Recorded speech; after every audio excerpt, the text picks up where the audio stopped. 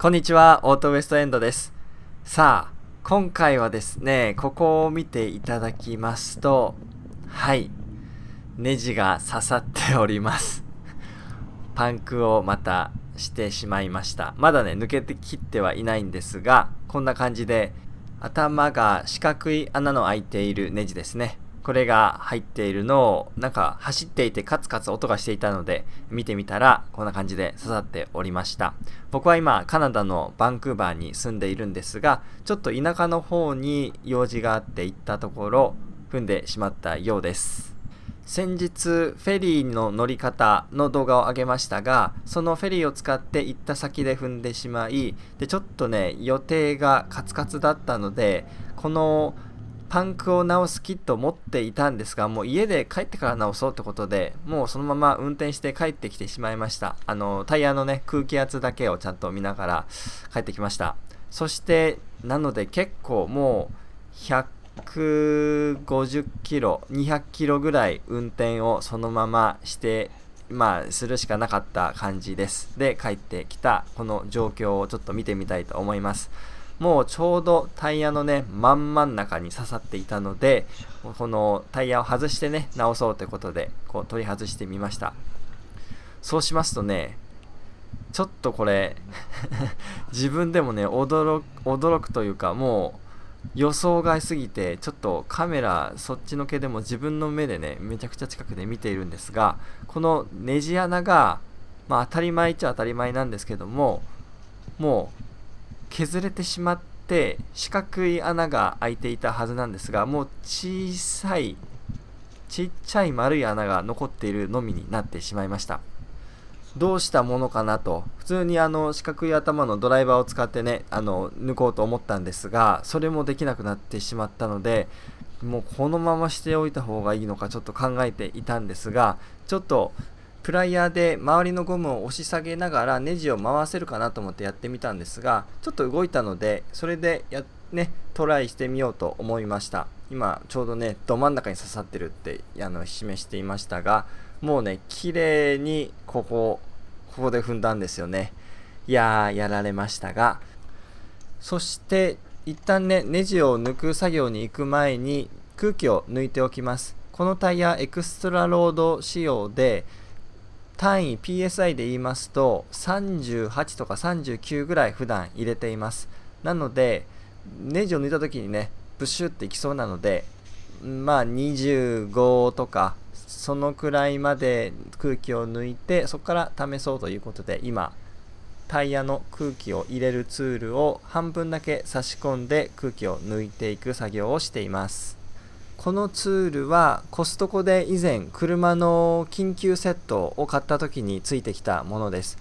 ブリヂストンのパッケージで入っていたものなんですが、これ自体はブリヂストン製ではありませんでした。タイヤのね空気圧ゲージがついていまして、そして車のシガーソケットから電源を供給して車を入れられるという、そういう便利なツールです。下の赤いボタンが電源ボタンでして、それをオンにすると空気が送られていきます。そしてこの本体の裏側の下の方には空気で膨らませるボールとか、あとは浮き輪とかですかね、そういったものの空気を入れるようにアタッチメントもついていたりなんかします。はい、そしてある程度空気が抜けましたので、ここで空気を抜く作業は終わり。そしていよいよ実際にネジを抜いていきたいと思います。こんな感じでプライヤーでねぐーっと周りを押し下げて、なんとかネジの頭をギリギリつかめるかなっていう感じで回そうとしております。以前同じようにボルトネジを踏んだことが2回ありまして、で最初はなんとね3つ同時に踏みました。そしてもうね空気もねぺちゃんこに抜けまして、スペアタイヤに変えて、そして新しいタイヤをね買いに行ったんですが、前回ボルトが刺さってしまった時は表面に薄くちょっとね斜め向きに刺さっていたので、下のその貫通してなかったんですよね。なので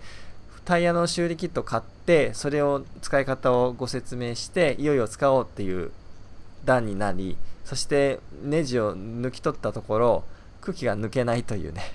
そんな感じのオチでした。そしてそれからどのくらいでしょうか、2ヶ月3ヶ月ぐらい経ってまた踏んでしまい、で今度こそこのねタイヤの修理キットが登場して直そうと、トランクを直していこうという感じで今回動画を撮っています。そして先ほどのプライヤーよりもこのラジオペンチの方が取りやすかったので、これに変更して抜いていっています。そしてここで重要になるのが、どの向きでネジが入っているかということです。この修理キット、今ね、取り出しましたね。これを抜いた穴に刺して、一旦そのボルトが刺さっているその穴をきれいに鳴らしていくんですが、この工具を使って穴を鳴らす作業をするときに、ネジのボルトとかの入っているその穴にちゃんと通さないでちょっとずれてしまうと、新たに穴を作って、でそこに線をすることになるので、結局ネジで開いた穴が埋まらないんですよね。なのでこのネジがどういう状態で入っているかというのを見るのがとても重要になってきます。なのでゆっくりこう抜いていって、どのように刺さっているのかなと、今見ていますが、ちょうどねまっすぐそのまま真下にこの映像で刺さっているということでした。はい。で今ねこれ見ましたちょっとね信じられない、この世にも短いこのネジ、まさか貫通してなかったんですよねもうねがっくりきまして、ちょっともうなんかそのカメラ撮ってる方向もねもう途中でもずれてしまいましたが、今度はまっすぐ刺さっていたにもかかわらずネジが短いということで貫通せずだったようですねえ、まあラッキーなんですけどもね、ちょっと肩透かしというかこれをねやっと使えるというかね、この使っているところをお見せしたかったんですが、もうちょっとねイメトレということで今やっていますが、このねツールを刺しまして、その穴に刺して穴をちょっと鳴らします。そしてその次にこの黒いゴムのような線になるんですが、これをこの工具の先端の穴に開いているところに針みたいにね、針に糸を通すみたいな感じで刺して、でその穴にぐさっとそれほど刺します。そしてその今入れていた工具をシュッと上に抜くと、この黒い線の部分だけが残るという、そういう仕組みでございます。まあ今回ねまたね登場しませんでしたが、使えませんでしたが、ということで一応このシャンプー、石鹸水ですねを吹きつけて、どこから漏れているかと見るんですが、今回はね空気が漏れているかどうか、その有無を見ていますが、全く漏れていません。でもただ表面は今回のネジが入ったことで傷つけられているので、どうしようかな、ちょっとね不安といえば不安ですよね。